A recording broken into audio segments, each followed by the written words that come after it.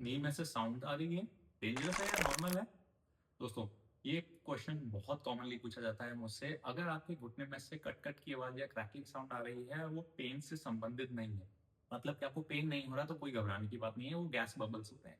But अगर ये crackling sound या कट-कट की साउंड आपको पेन के साथ आ रही है, स्वेलिंग हो रही है, क्रेपिटस जैसा फील हो रहा है, then you should consult a orthopedic surgeon and don't ignore this. आपकी बॉडी हमेशा आपको साइंस देती है कि कुछ ना कुछ गड़बड़ हो रही है। अगर आपको क्रैकलिंग साउंड आ रही है और पेन है, तो अपने ऑर्थोपेडिक्स डॉक्टर से कंसल्ट करें और इस वीडियो को सेव कर लें। Thank you.